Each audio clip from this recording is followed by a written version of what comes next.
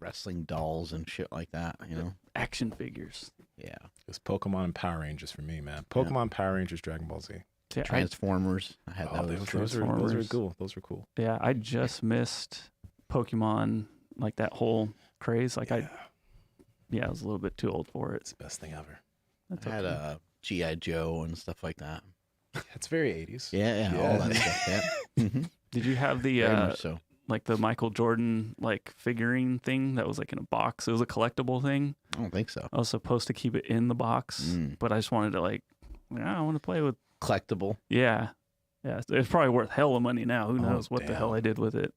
I remember Cabbage Patch Kids. That was weird. Remember I never had that. Garbage Pail Kids? Yeah. The Garbage cards. Pail Kids? Yeah, it was like playing cards or something, right? Yeah, it was ridiculous. Chia Pets were interesting. Never had one. Yeah, those are really What you guys did. They have one of Trump. They It's do? like his hair grows. Yeah. That's great. What about the what was it called? Chia Trump. It was like a digital thing that you would raise like an animal. Oh, a Furby? No, although those were a thing. I know what you're talking about. Is it Digimon? Oh, Yeah. Digimon? Yeah, Or is something that like an anime? No, Digimon's an anime. Yeah. This is something different. I know what you're talking about, but it's different. What was that thing? I never had those either, but I would see kids with them. Yeah. Furby's weird. Furby's creepy. My wife Furby and I big had a eyes, Furby right? and it Like- got sick. Like first AI, right? Like and it it was just pretty... it's like sneezed all the time. But it's the thing with like big eyes and like a beak. Yeah. That shit's nightmare fuel. It was scary. Like, that's not cute. It was totally horrifying. And like I said, ours was sick all the time. Ugh, man. It would just say it would say the same thing all the time. It would say, "Waylo." We're like, what the fuck does that mean? That shit's a curse, bro. Yeah. Furby's cursing your ass. And it's just sneezing and like coughing. And we're like, what the hell happened to it? I never understood how people could keep that in their home. Like, It was terrifying. We Yeah. got rid of it quick. oh man. I mean, nowadays everybody would know that would be something like spying on you, right? For sure. You can't buy those things now. No, No, there's a gotta be- camera. You gotta be Yeah. gotta be more careful nowadays. Yeah. All right. Well, it's what, February 2nd? Is that right? Yep. 1, 2, Did I 2, get 2. that right? Mhm. It's Tuesday. Tuesday. Wow. Is it Tuesday? I don't know about that part. 21 on a Tuesday. I'm on fire today. 2 for 2. 2 for Tuesday.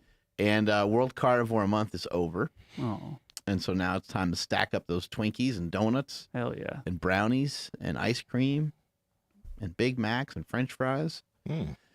and just go all in on that, right? No more carnivore until January 2022. Yeah, no more and no I more like meat. that. No more meat. Yeah. According to some of the comments on one of we put out a video message to vegans from Rob Wolf. Okay. Rob Wolf's chill. Of course, it's going to offend people, but somebody had said that like Biden is putting in some kind of something where cattle farms are going to be converted over to crops and stuff, and it's being weird. So yeah, maybe we won't have meat for a while. I'm not sure. Also, didn't look into it, but you know, if it's on our YouTube comment section, probably then true. It's probably the Yeah. truth, right? thetruth.com. Yeah, so for today we'll talk about, transitioning out of the carnivore diet, or if you even should. I guess I would start out by saying that if you joined us for World Carnivore Month, thank you and congratulations, especially for those of you that were able to complete the whole month.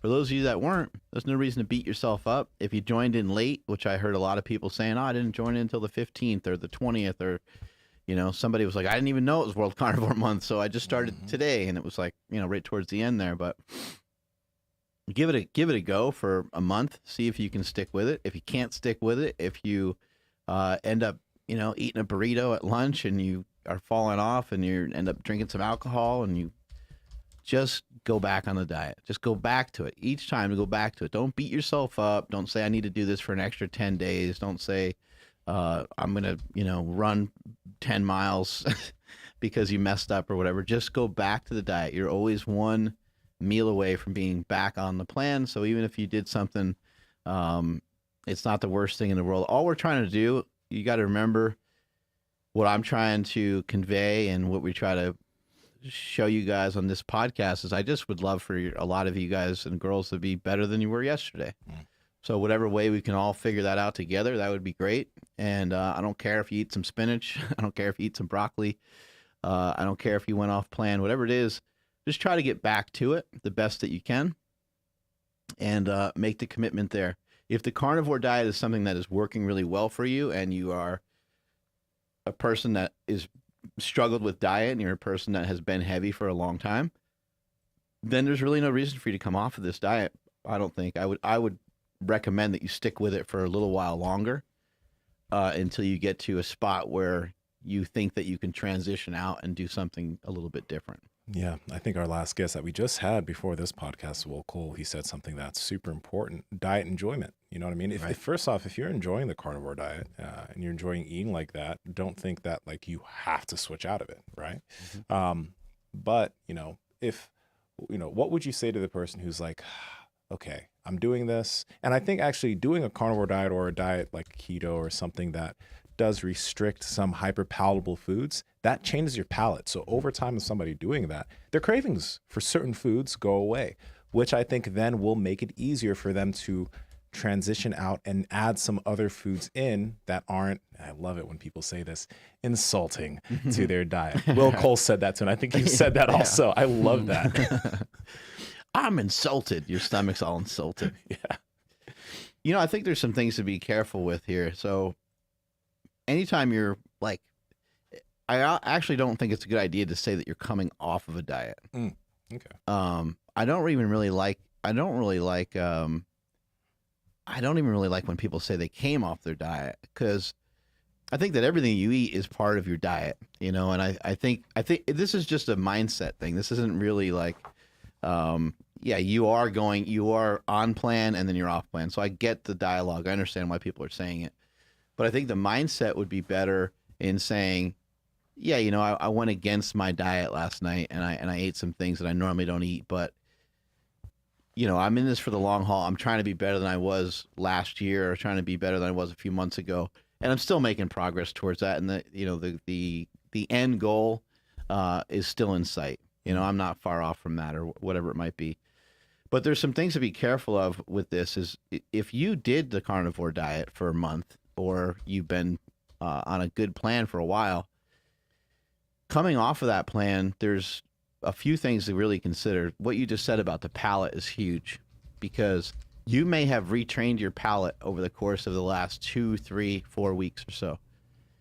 If you retrained it, then you're in a great place, and you don't want to untrain it, and you don't want to end up going back to some bad habits. So if you've gotten yourself out of some bad habits and you have leaned more towards some healthier habits, you traded out your ice cream at night for yogurt, you traded out your sweets certain times of the day for a protein shake.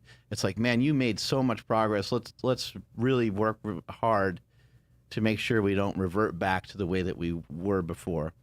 So if you are thinking like, okay, now it's February and open up the floodgates and I'm going to eat whatever, I don't think that's a good idea. I think that it would be more reasonable to just say, you know what, I'm going to have a little bit of what I want each day for the next couple days. But you're not going to do it all day. You're still going to exercise. You're still going to walk. You're still going to lift 4, 5, 6, 7 days. Should be totally fine. However, you need to also know what kind of person you are. Like if you're the person that, the bag of cookies are open and now you're going to eat the whole entire thing, then that might not be great. For me, through the month of the carnivore diet this year, I ate some carbohydrates. I had some rice. I had some potato a little bit here and there. I didn't eat crazy amount of carbs, but I had some vegetables as well, which have a little bit of carbohydrates in them. And I did that so that the month would be easier. So it'd be more enjoyable, what we just talked about a couple seconds ago. Keeping the diet enjoyable. I was like, it would just be easier, just be more enjoyable. I know I can do it without that because I've done it before.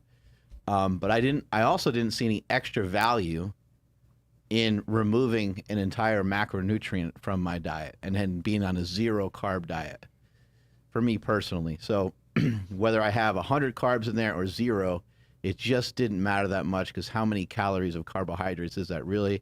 It really doesn't add up to be much, especially when you consider how many calories it is or how many carbohydrates it is for the entire month. It's just not that much.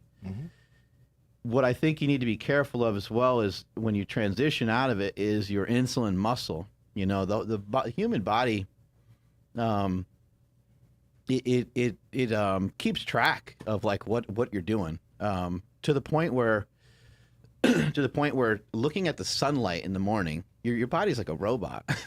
It's like a sophisticated, fully integrated robot that, you know, you could say you can go to the smartest person in the world. Actually, you could take 1,000 of the smartest people in the world, and you could have unlimited resources and money and say build a human being, and they can't fucking even come close to. And who knows? Maybe they never will. Can't come close because the human body is really sophisticated. But even just looking at the sunlight in the morning sets your circadian rhythm up for the whole day. And there's some evidence that it, you know, might, set your insulin sensitivity and how you react to food. And like, it's just this whole giant cascade of things.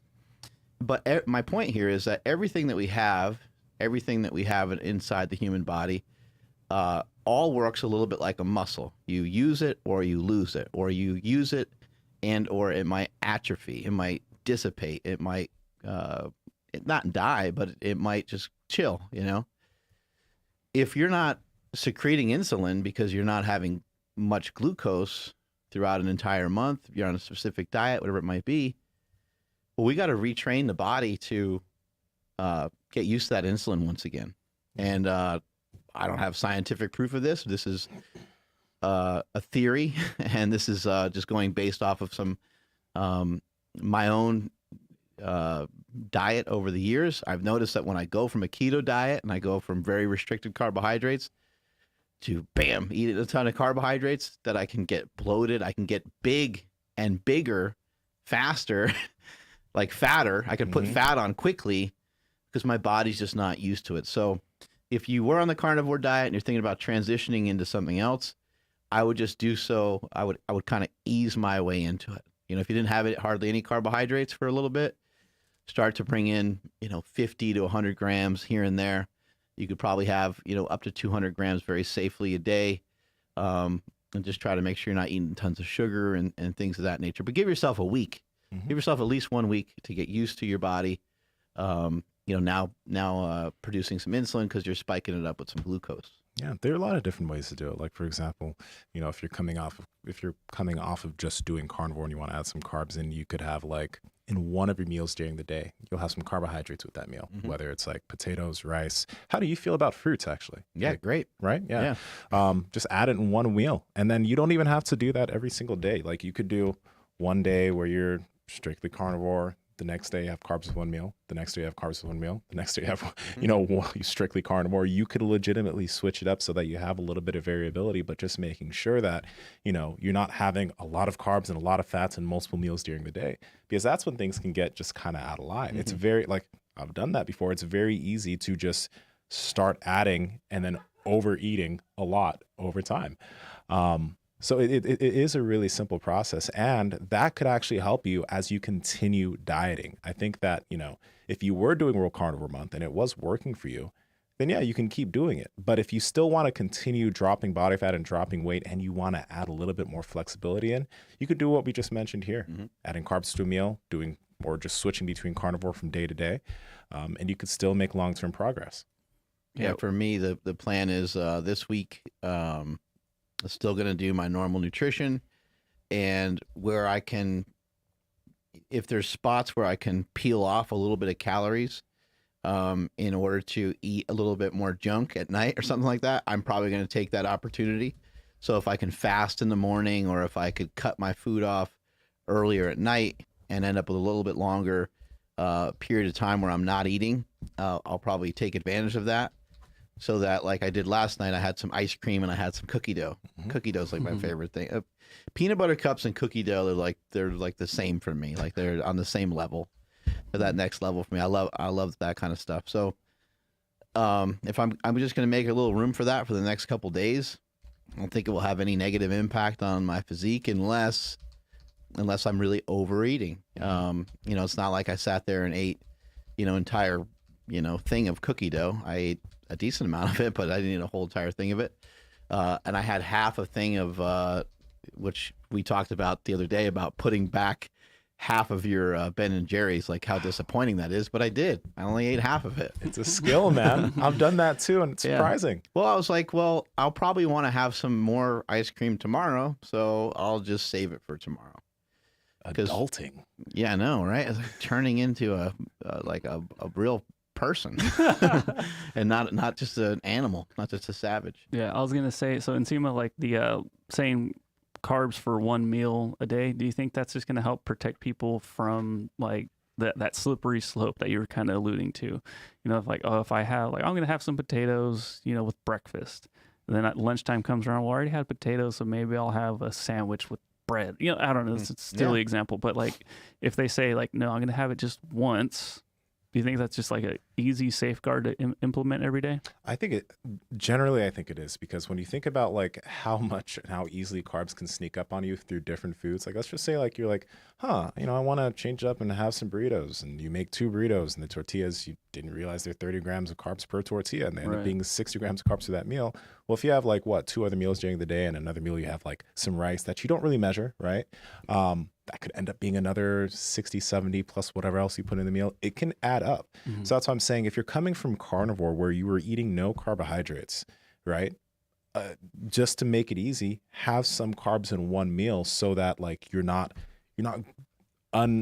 unintentionally having too many carbs during the day. Because again, if you're having it in every single meal and you're not counting, which many people aren't counting, that number can sneak up on you, right? But it's harder. Like if you have your carbohydrates in one meal, you can see what you're doing in that meal, and you'll kind of know like, Right. this is probably too much, and you can rail it back. But throughout the day, when you're not thinking, you have work, you have family, you have all these other things you're dealing with, and you're adding carbs into different meals of the day, that can sneak up on you. I kept it pretty simple for myself yesterday. I had ate very normal throughout the day.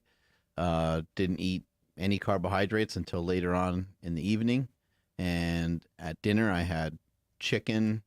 My wife made chicken with like this corn thing and peppers, and it was really good. And then I also had some potatoes. And then, you know, afterwards I knew I was going to eat some like ice cream. So that was pretty much it. But it was just like, I put the carbs kind of in one slot, in one spot. You know, I'm going to eat them in this, you know, 2-hour time frame or whatever it is, while I'm hanging with my family and while I'm like watching TV. Mm-hmm. So this week will be a little bit. I'll be doing kind of a good amount of that. Just eating carbs, probably, you know, about once a day. That's something that Ted Naiman recommended as well, and it's probably just to, you know, keep in check the overall amount of carbs that you do eat. I would say, like, it's not like you can't have fun with it. It's not like you can't. You know, you can certainly utilize the opportunity to eat. I know some people have candy like while they're doing like a workout. You know, you want to eat some Starburst or Sour Patch Kids or something during a training session. This is a good time to mess around with something like that when you came off of a previous diet. But just like a bodybuilding show, you, as much as you would love to just say, hey, you know what, F it, I'm going to go all in. It's a big mistake. You know, it's a big mistake. If you lost like 10 pounds, you're really actually set up really, really well right now to gain 20. So that's what you have to think about, because you have kind of forced yourself to be someone that you're really not yet. When you lose body weight, it takes a while for that to substantiate and for that to be like an actual thing, for you to actually be this lighter body weight. If you went from 200 to 180, yes, you weigh 180 that morning, that day, but how easily could you weigh 190? You know, it's kind of it's kind of almost like a false reading. Like it's not a true weight quite yet. It's like a weigh-in for a fight or something. Mm-hmm. You weigh 180 for a split second. You know, we need to get you down, if we're working on losing body fat or whatever it is, need to get you down to more like 175, 170 for you to have a little bit more wiggle room to where we can say, hey, you know what, you could just take a week off and kind of eat, you know, go hog wild or whatever. But I don't really think there's ever a scenario where you really want to just totally let loose like that, because the bad habits sneak back in, and it would be really hard to go from a week of just doing whatever, whenever you wanted to and having no rules. Now you go back to trying to have rules, it'd be way too difficult. I mean, like, really think about all the stories you've heard of people that have gone on a specific diet, lost a lot of weight, a lot of weight. They literally had that transformation. They go back to their old habits, and literally in half the time, they've gained all that weight back and potentially more. I see that a lot, and I hear that a lot. And it's because, yeah, you did all this great stuff to get here, but then you just reintroduced all the shit, like all at once, and you couldn't control the influx of what was happening. So you just got all those bad habits and reverted back to who you were before. Whereas if you're doing this right now, you can bring in things slowly in a very controlled manner and enjoy your life. But don't, let me say this. It took me years of training to be able to eat half a Ben & Jerry's. Real talk. Like, remember the day I mentioned that? It was a few months ago, and I was like, I was all happy. I was like, I only ate half a freaking thing. It took a while for me to do that, man. It's training. You know, you said the key term there. It's training. Like, you don't have those Costco nope. What, Hidden Valley? Is that what it's called? Hidden Valley granola bars. If you man, that'd be a messed up prank if you guys got me that, because Nature's Valley. They would be Nature's Valley. Nature's Valley, yeah. Hidden Valley is the like the salad dressing. Okay, yeah. Nature's Valley. Nature's Valley, yeah. And they also Nature's Valley also makes those like those bars that have like it's like butter? a sandwich. Yeah, they have peanut butter. Oh, they're so good. Or like almond cinnamon. Yes. My daughter always gets the almond cinnamon ones, and they are so good. What the? They don't even seem like they should be good, but they're so good. They're like really dry. Like they crumble all over the place. They're one of those things. Over. You got to chew and suck at the same time. They're great with milk. That's one thing. Yeah, you need some milk with that. The granola sucker. bars, I dip it in milk and just drink some milk, and it's not good, man. Nsima's a little unstable right now. That's awesome. Oh man. But yeah, you got to be careful those bad habits don't creep back in. And something I'm going to be messing around with after this week is over is I'm going to mess around with some of Joel Green's recommendations. So Joel has had people doing this for years. He's done it for years, where he eats a protein and fat meal about 30 minutes prior. It's not necessarily always a meal. Sometimes it's literally just like an egg or two, like a hard-boiled egg or something like that. He has a fat and protein meal about 30 minutes prior to eating. And it's not like an onslaught of eating. It's not like you just go and just eat whatever amount you want. And it's not like the whole thing is negated. However, you can mitigate it. You can mitigate at least with the information that he has. You can mitigate a lot of what happens to your blood sugar. That doesn't necessarily mean that you're not going to have other negative side effects of overeating, which you still could. But he showed me, time and time again of all these different clients that he has, where they're wearing a continued glucose monitor, and you see like there's no spike. It's flat. Their glucose is flat. Their glucose is like at like 100. Even when they're eating like a carbohydrate rich meal. Yeah. Wow. Because they had the protein and fats prior. So interesting. So I'm like, well, shit, let me put this thing to the test. And I have a continued glucose monitor. So I'll make the effort to get that sucker hooked up and just see what it does. But again, it's not you don't get to just eat whatever you want, but you could have a big meal and it won't have the same negative impact on your insulin like it may otherwise. So I might have like some pasta and some meatballs or something like that, just to kind of put it to the test and see what it does. I'll probably pick something each day to kind of eat up on, I'll try pizza and some different things like that. But you also need to keep in mind that during the entire day, I'm not going to be, eating like an asshole. Yeah. I'm going to eat reasonable. I'm still going to train. I'm still going to do my walks. So I'm not trying to like sensationalize something and show you like, hey man, you can just, you can just do this way. And this is, there isn't really a cheat like that. If there is a cheat of any sort, and we talked about it 9 million times on this podcast, that's just eat a fuck ton of protein. That is a decent cheat, or decent like hack, I guess you'd say. Eat a lot of protein, because you're going to notice that over time, it will allow you to put that Ben & Jerry's back. It will allow you to make better food choices, which if we can just have better behavior with our food, then we're on the right track. I'm curious, man. Like, because you know how Joel, whenever he mentions like, eat this before this, it's a very specific food, But in terms of this case, as far as the effect that it has on your glucose levels, like, could you legit just have a ribeye and then go eat something like what you're talking about, pasta, meatballs, and it would have that effect? Or are we talking about a specific like ratio or a specific type? Yeah. So he protein basically fat? just said kind of like 1-to-1. And so 1-to-1 ratio of protein to fat, so that an egg would be perfect, or even some cheese, something like that. He mentioned a whey protein shake with some olive oil in it, or something like that. He didn't say how much it matters on the amounts, but I'm imagining like, anything above like 10 grams or something was probably decent enough to kind of register as a meal of some sort. And he did say about 30 minutes of like kind of lead time before you have the meal. We can have him on the show because we can talk about it, but it might be worth chatting with him about. Now, as far as like weird protocols, yes, his protocols are fucking out there. He gave me like a list of stuff to go get, and I'm like, I don't even know if I'm gonna do half of that stuff. But he wants to try to like strategically set up your gut microbiome with these certain foods. Regardless of that, he was just mentioning we can kind of preset your stomach up to handle some of these foods that you might eat in the next couple days.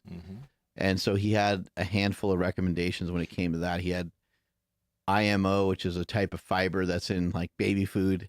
And then he had reds, which how people have greens. Well, they make reds as well. Reds are just what's found in fruit. Yeah. And so those are two easy recommendations. I'm like, I can do that. That's so simple.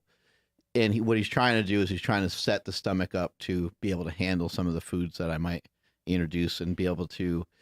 It makes a lot of sense because why would one person be able to handle carbohydrates so much better than another if they're similar body size, similar muscle mass? Like, what would be a similar age? Like, what would be the difference? Well, the difference would be their gut. The difference would be how often they're used to eating some of these foods and things like that. And so that's what he's trying to like kind of preset your stomach up to handle some of these foods. But I'm gonna put some of it to the test. Nice. Is he gonna have you eat a bunch of grilled cheese sandwiches again?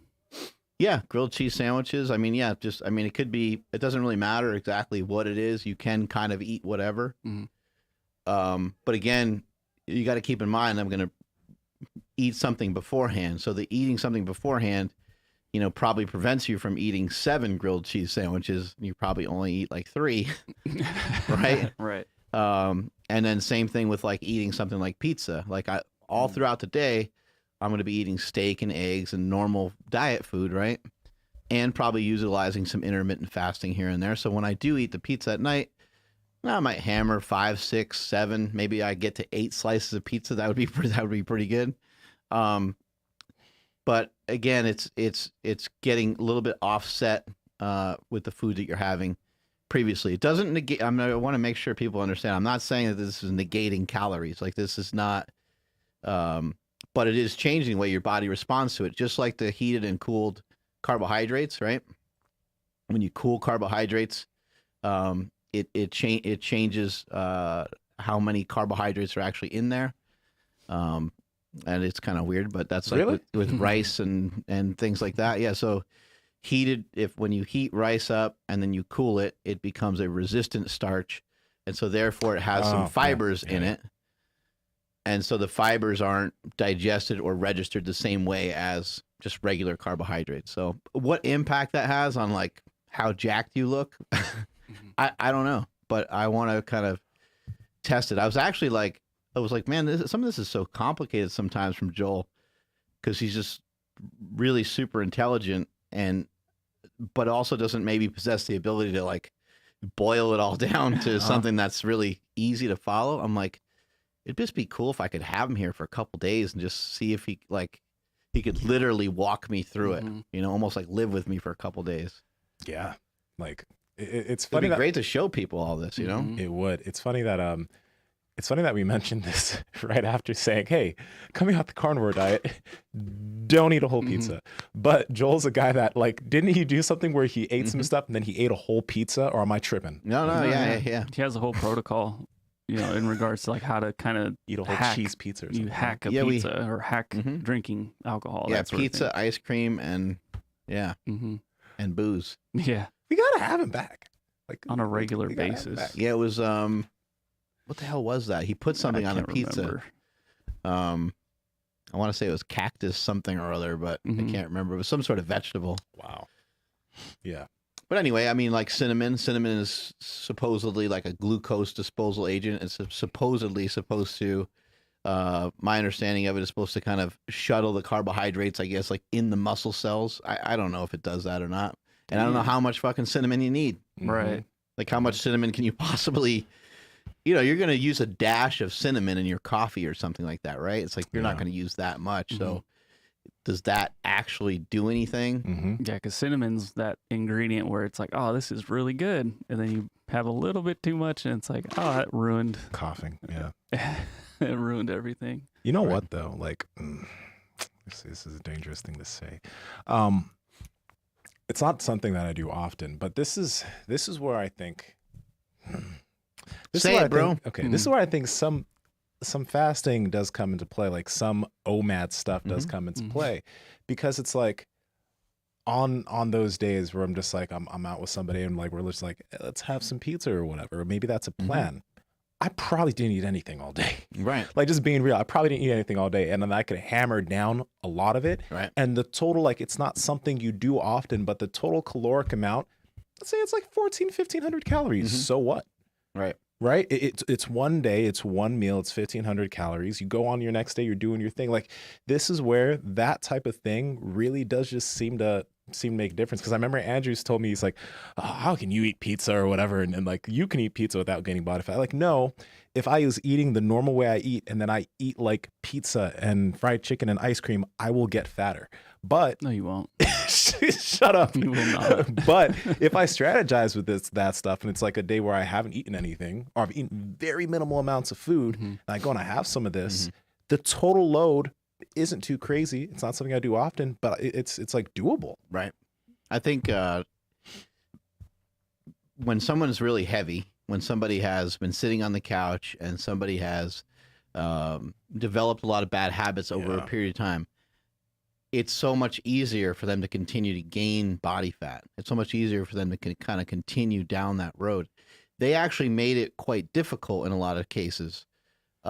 Even when somebody does say, hey, I don't understand what happened. I went to 2,000 calories and I'm still kind of stuck. Sometimes they're legitimately stuck. Sometimes they're not maybe able to do it consistently for long enough for enough days for it to add up to be a negative caloric deficit for long enough to where they actually start to really lose weight. But sometimes they are, putting in their best effort and they're not really getting anywhere. It's because you have to get yourself to be a little healthier in order to really start to lose weight and to have it sort of accumulate. And it takes a long time. But for you've set yourself, you're on the other side of the spectrum where you're lean, you have a lot of muscle mass. And so a lot of the calories that you might consume are going to repair the muscle, keep the muscle. The body wants homeostasis. Your body's like, hey, we're usually pretty jacked and we're usually about 240. So let's try to keep everything about the same. And so somebody might see you eat pizza and be like, how does he get away with that? It's not really getting away with it. You paid your dues. You put your time in. You gained a lot of muscle when you were young. You've been able to hold on to it. It's just the way your body is now. And it would take a lot of time. It would take actually probably a really long time for you to set your body back the other direction to where it's really easy to gain a lot of body fat. To gain some body fat, of course, you can gain some body fat very quickly in the course of a couple of weeks. Yeah. But for you to have it pile up on top of itself, you end up, with the position of, you're just on the opposite position of where some people are that have developed these bad habits. And a lot of times they're either in that position where their body is so stuck in that mode of like, they can gain a lot of body fat very easily, or they're stuck in a mode of just, they've been skinny their whole life, been very, very skinny. and like, I can't seem to gain new weight. And they, tell you how much they eat every day, but their body is just is stuck in that mode, and it's going to take a lot of consistency for a long time. So the best way to be able to party and the best way to be able to eat what you want is to try to figure out, how do I get on the other side of things? How do I get myself a little bit leaner? How do I get my body fat down? How do I not even just get your body fat down, but have a physique transformation where your body fat has gone down and your muscle mass has come up a little bit over the years? That's ideally what you're seeking out. And if there is any crazy benefit to taking a steroid, that would be it right there, because a shift, now you don't get more than one shift, but you could have a shift. You could very easily gain 5 to maybe 10 pounds of muscle, let's just say, in a few months. I'm not going to even put a time on it because I don't know how long it would take to do that. 5 to 10 pounds of muscle, holy fuck, man. That's like out of nowhere for you to all of a sudden have an extra 5 or 10 pounds of muscle. I don't know how many calories that chews up, but it certainly chews up a lot more than having 5 or 10 pounds of fat on your body. Yeah. It's very active. The muscles are very active, and they chew up the most amount of calories out of every single thing that's on your body. So it's important that's why we talk so much about training, about lifting. Your lifting is really important. And then we see so many people, and this is like something I only heard more recently, people talking about, but this should have been talked about from the get-go. Whenever someone's trying to lose weight, they try to do more and they try to take in less. Yeah. It's like, man, how in the hell is that going to work? That doesn't seem to really, like, you're like, I want to become the best jiu-jitsu practitioner in the world. And you know what I'm going to do? I'm not going to sleep until that happens. We would be like, what? Dude, you're going to, on day 3, you're going to be really sick, man. Like, you're not going to feel very good. Like, I don't care, man. I'm obsessed with it. I'm going to do it. That's the same thing that people are doing when they're not really consuming any calories. It's like, where's this energy going to come from? So you might you might be on a diet that has 2,500 calories. Previously, you might have been eating junk, and you might have been eating a little less. Maybe you've been eating a little bit more, whatever the number turns out to be. But this 2,500 calories might be a sweet spot for you. Every single time you go to the gym, you can put in a little bit more oomph into it. Maybe before you were only eating 2,000 calories, but you were still fat off of that because you weren't moving much. Now you're moving. Now you feel good. Now you're in the gym. You're able to put in more effort than you have ever put in before, because the quality of the food choices that you made are excellent. They're on point. Now you're starting to gain muscle mass. Now you're starting to snowball in the way that you want to snowball, rather than being that person that's stuck on the couch. You're moving more during the day randomly. You're sleeping better and recovering better at night. It just leads to a lot of way better habits. Yeah, and it's not even random movement. It's because you have more energy. Exactly. You're energized. You're energized from those great workouts. How bad does it suck when you have a shitty workout? Oh, man. You go in there and you start moving around. You're like, nothing. Why does the 5-pound dumbbells feel like 20? Nothing feels good. And you're like, my shoulder kind of hurts. Then you go to do something else. You're like, my neck kind of hurts. You go do something else. You're like, man, this, like, just everything's just totally uncomfortable for that given day. Sometimes you're overworked, but a lot of times you're under eating too. So you got to try to work these things out. If you, like, a lot of people, they're trying to find a way to enjoy their diet. And I think the best way to enjoy your diet, which sounds counterintuitive, but it's to be fucking jacked. That's the best way to be able to enjoy your diet, is to be lean. If you're 7% body fat, you can afford to enjoy it. Yeah, no, that's very true. I have a question for you, because what I mentioned before you said that, some people, no matter what their stage, even if they're at the beginning stage of their diet, they still have things that they call a cheat meal, or some people it's a cheat day. I know, like, in the past you've talked about ways that it could be beneficial, but depending on that person's stage, that cheat meal, from everything that we've been talking about in this episode, could be something that totally pushes them back. Because let's say you're doing carnivore, but then on Friday night you're like, I want to have a cheat meal. I'm gonna have just a bunch of stuff, right? And you're trying to change your palate, but it totally moves you back. How beneficial do you think, or how not beneficial do you think that is? I think we have to be careful with how much forceful depriving we do to ourselves. You know, it's great to develop discipline, and it's great to learn to not react to everything that you desire all the time. However, I think you can get kind of I don't know if you felt this before with bodybuilding, but you can get kind of depressed when you keep eating the same fucking food all the time. Like you're into it. You're like, yeah, I can do it. And there is a side of you that says, no, fuck it, man. This is the commitment I made. I'm going all in on this. But you can you get in a really weird funk, man. It's not good. And so I think the cheat meal, can be something that can be great to alleviate some of that stress. Like, we don't want to be that stressed, because if we have that much negative stress, you're not going to end up with the body that you wanted anyway. And then on top of it, who wants mental health issues? Like, we don't want, that's a lot of the times we started lifting in the first place to feel better about ourselves. You know, we feel good enough about yourself to attract the opposite sex or attract whatever sex you're into, feel good enough to just do the things that you love to do in life in general, have more confidence in yourself. Well, now you deprived yourself so much that you're kind of like frumpy. You're not yourself. You're kind of grumpy. You're moody. You know, we hear people talk about, oh, you know, I'm going to get ready for a show, so you got to be prepared for me to be an asshole. You know?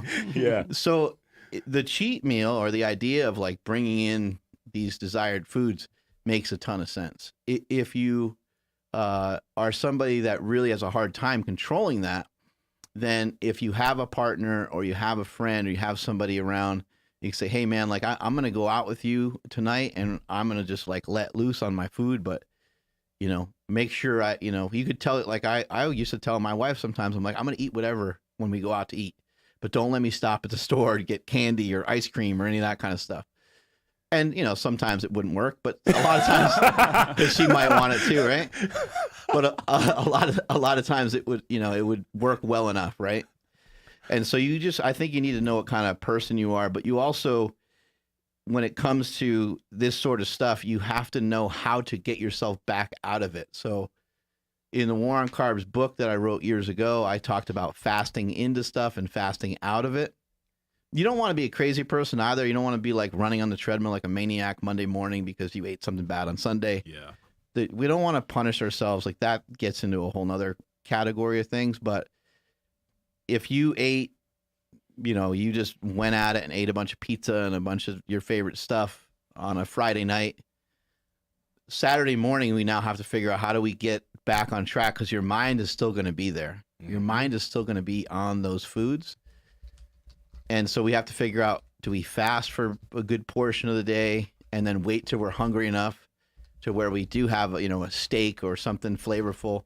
For me, what's always really worked well is to have a day where I have a cheat meal, and the next day it's like the diet is not black or white, it's like gray. You know, the diet is just, you want to have a couple Quest bars, you want to have a couple things that are not normally part of your plan, here's a good day to do it. You want to eat a little extra calories, you want to eat more food. Like I did mention fasting earlier, but the only reason why I mentioned fasting was to make sure that you get hungry enough for these different, for these foods that you have to diet with all the time, if that makes any sense. Like, I want you to be hungry for it again. But it's a good day to also just eat a shit ton of food. Like, that's a good way to mitigate and to push back a lot of those hunger and a lot of those cravings. So I do think cheat meals are really, really important, because you can find yourself. I've even found myself, the first time I ever did carnivore, I was about 2 weeks in and I was like, just kind of miserable. And I'm like, what? I'm like, why am I like this never happens to me. What's going on? And it was just the food. I was just tired of eating the food, but I also didn't have the knowledge then. I didn't realize Dr. Baker talked a lot about red meat. So I thought I just had to eat red meat. And I was just steak and ground beef. And I went back and forth, and I didn't use any weird ingredients. I just used salt. And that made me crazy. Like, after a while, after only 2 weeks, it made me a little nutty. And I was like, I need to like bring in other foods. Now I have the knowledge to like make wings and to make other things and to throw different seasoning on there and just try it differently. So now it's not as big of a problem, but those cheat meals can be big. What you said there, though, in terms of getting yourself back into it, makes a lot of sense. It's like, instead of having that cheat meal the next day, you're just right back on and you're trying to be regimented and it's super stressful. You are gradually setting yourself back into that diet rather than just trying to flip the switch. Because trying to flip the switch a lot of times it's rough. And then that night you're like, oh, fuck it, I'm gonna have pizza again. Right? But if on that day you're a little bit loose and you're making it a little bit easy, and potentially, I don't know, maybe the day after that, you're getting a little bit tighter on it, boom, then it's easier to get yourself right back into the diet. At least it seems like that's what you're talking about here. Yeah, just something to look forward to on both days. So the one day you're going to just have at it, and the next day you're like, I'm going to eat some Chalk Zero peanut butter cups at night, and I'm not going to be too worried about how much I eat, and I think that's a great way of doing it. It's worked well for me. But the absolute biggest thing there is, like, when that does happen, if that does happen on accident, let's say it wasn't like a cheat meal you planned for, it's just a binge session that happened. Don't totally fall off. I think that's where it just gets bad, because a lot of people, they're like, oh, this is too tiring, it doesn't work. Then they just totally fall off the diet for weeks and months, and then they end up back at stage 0, or they end up gaining even more weight back, so they're in an even worse spot. Just don't fully fall off. Because that's the worst thing that could possibly happen. And you're going to fall off quickly. Like, once you start to have those influences of other foods, tacos and burritos and Chinese food, and like these things, man, they have so much flavor. They're so good. Yeah. Like, I actually have yet to meet anyone that doesn't like Chinese food. I love it. Do you guys know anybody that doesn't like Chinese food? It's so good. Like, I was like, hey, man, we're going to Chinese food. You guys would be like, party, let's go. What's orange chicken? Is that Chinese or is that Japanese? Chinese. Then I love Chinese food. Orange chicken's so good. There's so many different amazing options, and they taste so different. But yeah, orange chicken's my shit. Yeah, it doesn't even sound like it should be that good. It shouldn't but it's be. Great. Yeah, I actually made some some chicken fried rice, but it's it's the anabolic version of it. Anabolic chicken fried rice. It's so good. That sounds good. I made a big old thing of it last night for the family. They all loved it, and I'm like, fuck, I gotta make some more for tomorrow then. China doesn't have an obesity epidemic, do they? No, they got great food though. They got great food. So what? They're like, okay, let's give it to these Americans and make them fat. We're not going to eat it. Yeah, there's Stan efforting in it, right? Like where Stan was feeding me and Burdick the peanut butter and jelly sandwiches. They kept all the good stuff for themselves. And rice. Yeah. I was going to ask you, Mark, and correct me if I misunderstood when you had mentioned it a while back, but I've been looking into different diets and then learning like, oh, calories in, calories out. It works for everybody. But you're like, it might not work for somebody if they haven't quite turned the corner. Because, I'd have like these weird foods. Like today I have chicken fried rice. It tastes incredible, but I could definitely see how that could lead to like, I'm going to stop by Panda Express on the way home or something, because I got a little taste of it. But what did you mean by like calories in, calories out might not work for somebody if they're still not over the hump in regards to getting a hold on their diet and nutrition? Yeah, I think like, if you're to work out the math, we could look at it and say, this person ate 3,000 calories every single day, and that amount of food would be like maintenance level. They wouldn't gain any weight. If they did it for 7 days, I would think it'd be 21,000 calories for the week or whatever. I think what happens is that the numbers are slightly off for various reasons. And many people, even people that are fans of counting calories, have talked about this. Food labels are off. The way that you handle 3,000 calories might be different from the way that I handle 3,000 calories. And so I think there's a lot of room for manipulation. I don't know how much, though. I don't know if we're talking about 1,000 calories, or if we're only talking about a few hundred calories. I don't know how far off some of these numbers would be, but it still is a unit of measure, and that's all we have for trying to figure out how much energy we're taking in. We have calories. That's all we got. So I think a lot of times when we see somebody, say like, oh, I've been eating more and I've been losing more weight, they might be 100%. They might be 100% accurate in what they're saying. they most likely are probably not eating an abundance more calories. They might be eating a little bit more calories, but probably not a whole lot more. They might be eating more protein, which we've talked about before on the show, where I think protein shouldn't have 4 calories per gram. And we also talked about how the food labels and things can have some inaccuracy. But I think ultimately what we're talking about here is that the energy out on the person is really, really hard to regulate. It's hard to know what it is. Human behavior is so hard to put in any context to, or to know. Like, somebody might move around a lot because they fell in love, because somebody might move around a lot because they like to dance and they heard a new album that's great and they want to move more. They could just be really excited about something. They could really feel good about their grades in school. And so they're walking more, they're riding their bike more, they're doing like all these different things more. And then they might report to someone and say, hey, I'm eating a lot more and, I'm able to lose weight. While that other person who maybe is a little depressed, a little down, they can't seem to even pull themselves off the couch to get moving, to get walking. And even in some cases, some of those guys might hit the gym. They might have a good workout, but they're trying to eat less. And because they're putting less fuel in the tank, when they go and do their training session, they don't have enough. And that's where they keep falling behind. And that's where the rich get richer and the poor get poorer type mentality, where you have the guy who's jacked already in there banging out pull-ups, bent over rows, pullovers, and he gets this great workout in a condensed period of time, whereas this other person that's dumping in a little less fuel into their, dumping in a little less energy, they kind of have a crap workout, and they're burning off a lot less calories. So I always like to start outside of the kitchen. People say that abs are made in the kitchen, and this is going to be the number one way to like lose weight, and I do agree with that. But I think that that's the hardest place for anyone to make any sort of progress. I think you do it first by having some sort of movement in there that is manageable, reasonable, also maybe challenging enough to where it's not completely just boring the hell out of you, right? So I think the calorie equation, if it was perfect, I think that it would work for everybody all the time. I think ultimately it does work for everybody all the time. It's just that what we had in mind for that particular person working well may not have worked. It might take a lot of manipulation. Might have to try a bunch of different things before you finally figure out what's the best fit. Because we've heard so many people over the years say, "Oh man, I tried that and it didn't work," or "I ate less and it didn't work." But if we just start out with eating less, you most likely aren't going to be able to do it for long enough to have it register that you're actually really losing weight. And there's some people, I don't think, in your case, Andrew, and this would be question number one to anyone you're trying to help lose weight. Do you think you have a food addiction?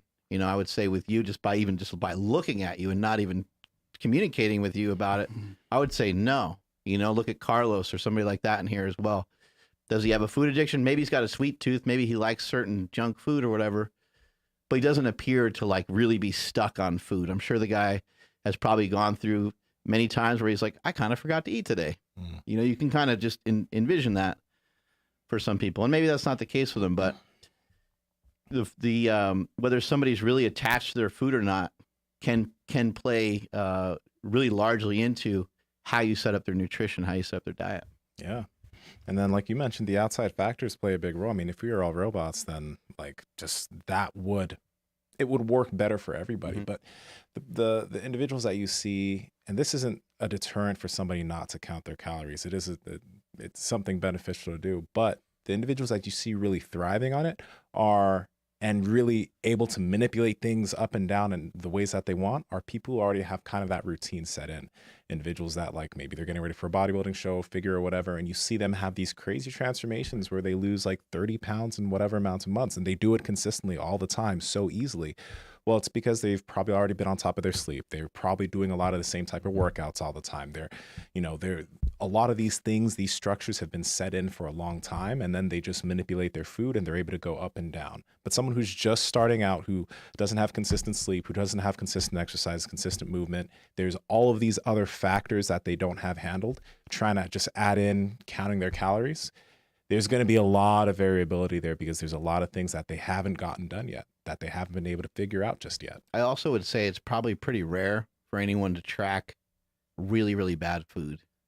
So you're tracking, you're You're like right. chicken, rice, bacon, 2 eggs, 4 egg whites. Right? You're tracking, you're writing shit down, you're popping it into your app and everything. And then, peanut butter cups, 6 slices of pizza. Like you're that's not. now. Oh, got it. If you're really paying attention, then you would actually probably track the junk food more so than anything else because it's just so dense and it's so easy to overeat. And if you're like, oh shit, like if you like, imagine if you tracked it in real time, you're like, all right, I'm going to put in 1 slice of pizza, and you track it and you see the calories, Bink. and then you're like, I'm going to go eat another one, and you tracked it before you ate it, and you might kind of rethink it and be like, oh, this is fucking adding up quick. I'm going over my limit. But I like, just in my own experience, and I haven't tracked food a lot, I just remember like when I would cheat, I would just like not write it down. It just wouldn't be part of I wasn't using an app, but it wouldn't be part of the process. I wouldn't write that shit down. Yeah, that actually might be a good teaching tool. Like how you've said, like, don't worry about tracking, just eat the right foods. It's like, well, maybe the only time you track is to actually track the bad foods.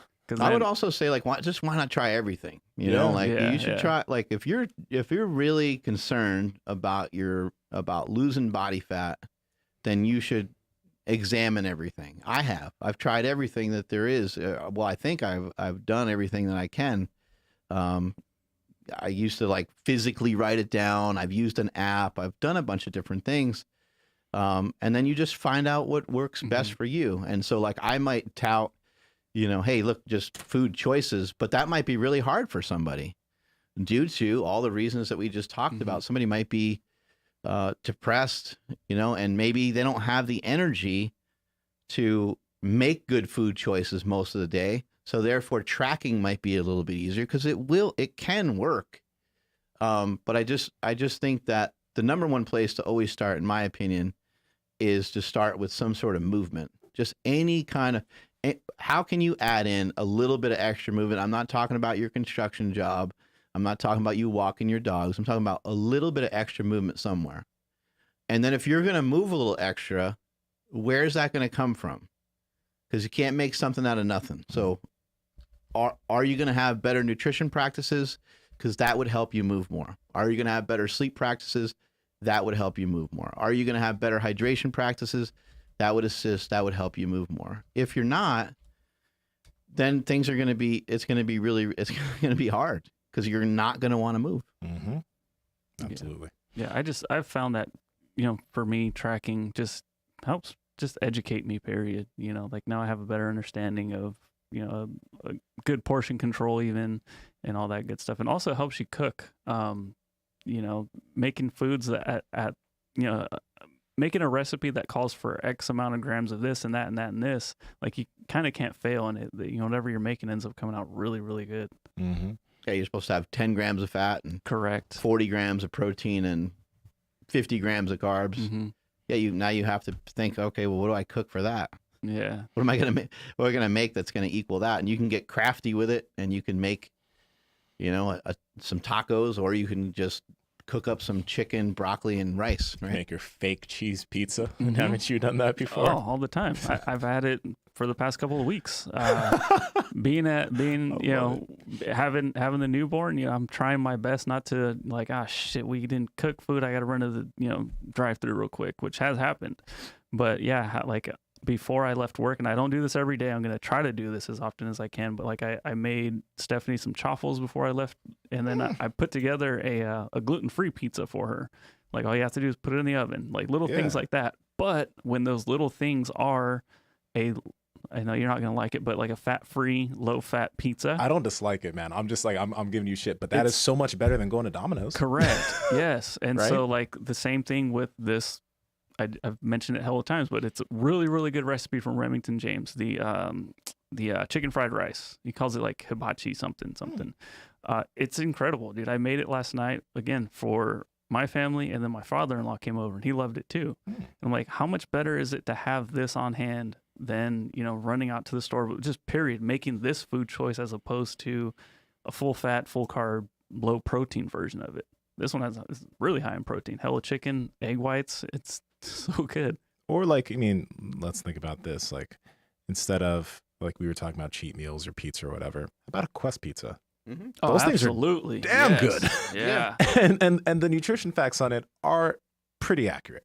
If you're gonna if there's gonna be a company that's gonna have close to accurate nutrition facts, they're gonna have it on there. Well, why not go somewhere in between sometimes? I think that's the biggest issue, right? And if somebody's thinking about like, man, I got to get back on my diet, and the leading thing to get back on their diet, the hardest hurdle for them to jump is to like weigh their food or think that they, my other scale broke or I got to buy that. And like, just once you start thinking all those thoughts, I mean, when you start to throw up roadblocks like that, that means that you need to start right away. Like you need to start right now.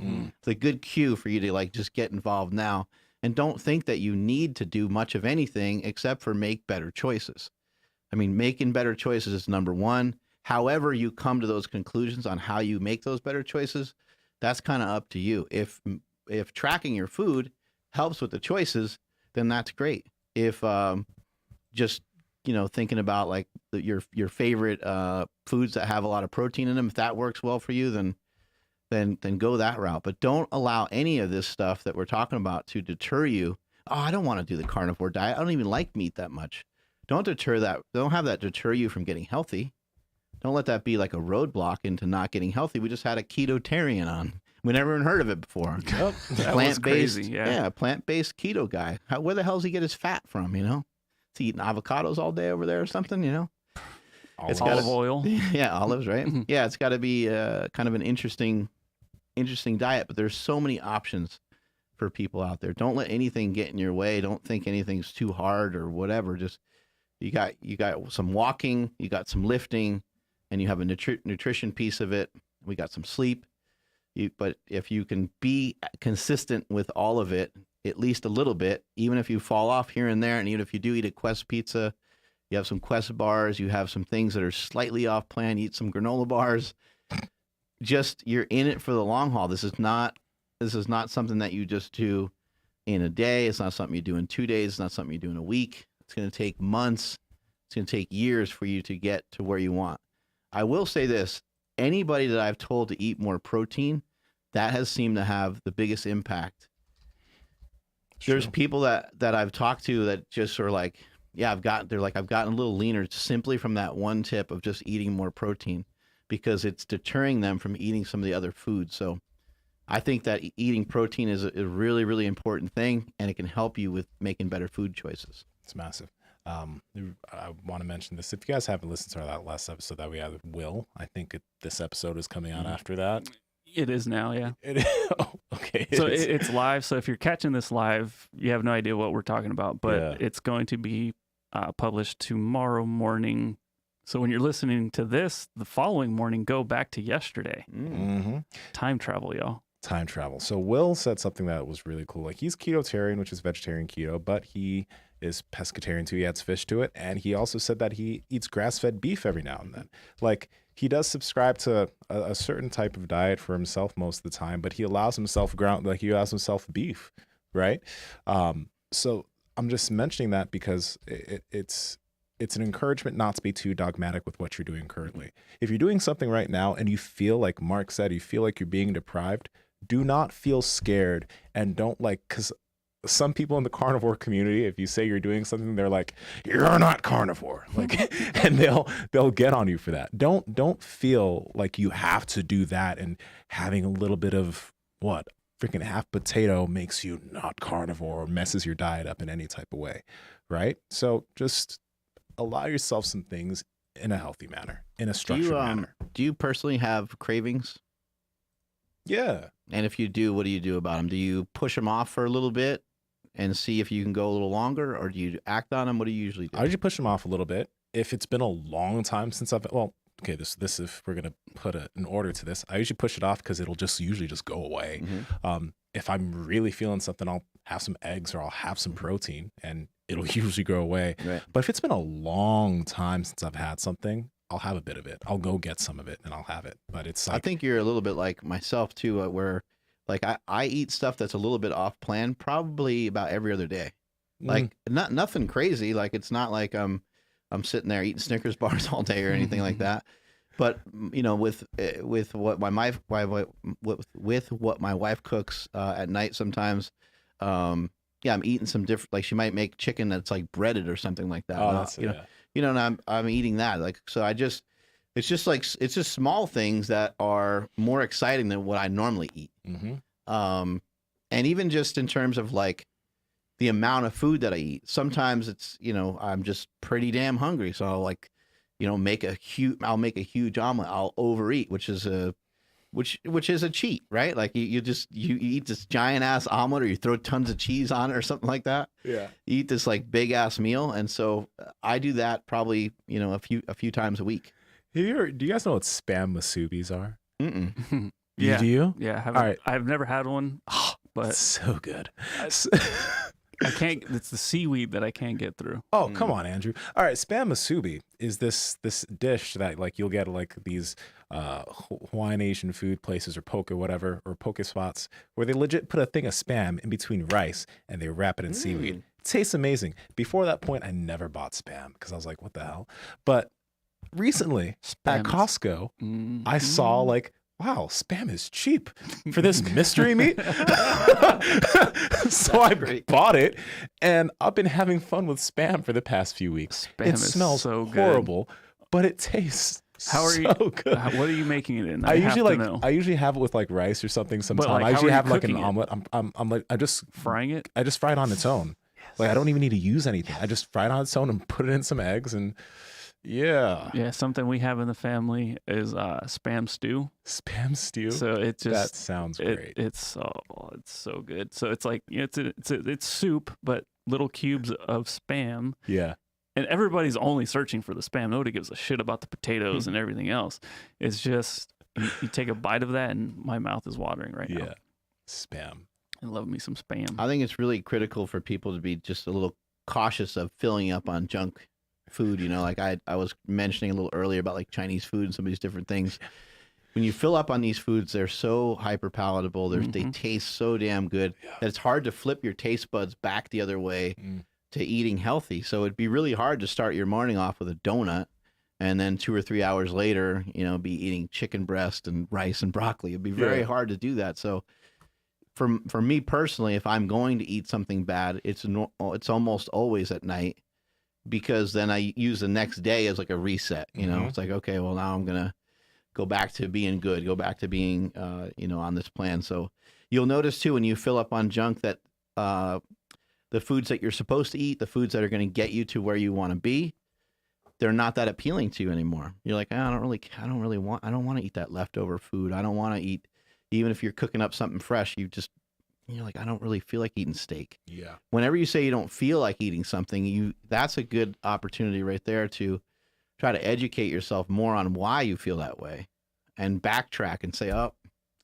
it's the fucking burrito that I ate at lunch. Yep. Now your mind is drifting, and now you're like, I want to go through some fast food and get some In-N-Out burger. Of course, yeah. If we ever go In-N-Out for lunch or something, I know exactly how the rest of the day is going to go. It's like, okay, what's for dinner? And you look around, it's like, man, we don't have anything. Like, nothing looks good. Nothing sounds good. What are you craving? Like, I don't know. Like, it will jack you up. But those Piedmontese patties with cheese in between, honestly, like, See? Yeah. that verse, because I always get Flying Dutchman in and out. So I mean, when I make those, it's like, sorry, but these are better. Like, they really are. Yeah, especially out of that smoker. But yeah, dude, those are really good. I have to thaw some out ASAP. Yeah, I need to thaw some out when I get home. Are you aware of this football game that's coming up? There's a football game. There's a sports competition. It's on Sunday. Oh yeah, no, I do. No, a client of mine was talking. He mentioned. I like that he actually didn't know for a second there. No, because I personally didn't know. Kansas City Vikings are in it. Ooh, nice. He wants to eat some wings on Sunday, so he's like, "How can I strategize so I can my wife can make me some wings?" So we talked about that, but that's the only reason why I knew about that. I'm gonna send you a recipe. It's really? super easy out of the air fryer. Oh, wow. Lemon pepper wings. I'll send it to you. Real quick, I was picturing something, and I had to mention this because it made me laugh. You know how you're mentioning that Andy was, you'd have to tell her to like stop you from going to the store, but sometimes Oh, she yeah, couldn't. yeah. I just picture both you guys riding in the car, and you're like making a turn towards She grabs like, the fucking wheel. Rayleigh's, and you're like, nope, and you just keep heading to the store, and you're just ignoring. It's just that's just funny. Like sometimes you couldn't stop I've me. been going. Yeah. I've been going to the gym for 30 years straight, just so I had the Well, strength no. to fight you to pull over. No, you know how women do it. They're like, "You sure you don't want anything?" Like, and it's because they want it. Yes. You're Oh, like, man. don't be playing these fucking Jedi mind tricks with me right now. You sure you don't want to get any dessert? But you love the dessert here. Oh my god. You Yeah. sure? It's like, I think you want dessert. No. Like, do you? Okay, fine. Do you And I'm want too dessert? Well, I mean, if you want it. Like, Oh, too you want it. fuck. I'm too stupid just not to say anything. And I'm always like, hey, look, if you want dessert, just order it. And then I'm in trouble. It's not good. I'm like, fuck, man, what do I do now? I just should never talk. That's how. Just things make should be. money and just shut up. Pretty much is it. Take us on out of here, Andrew. I will. Thank you, everybody, for checking out today's episode. Shout out to Piedmontese for sponsoring today's episode. Link down in the description. Code Power Project for 25% off your order. And if your order is $99 or more, you get free 2-day shipping. Please make sure you're following the podcast at Mark Bell's Power Project on Instagram, at MB Power Project on Twitter. My Instagram and Twitter is at I am Andrew Z. And Nsima, where you be? Nsima Inyang on Instagram and YouTube, and Nsima Inyang on Twitter. Mark. If you guys can guess how much Nsima bench pressed in high school, I will send you some free Chinese food, courtesy of the Power Project. Hell yeah. I'm just kidding. Oh. I'm at Mark Smelly Bell. Strength is never weakness. Weakness is never strength. Catch you guys later. I'm gonna guess one. Somebody writes.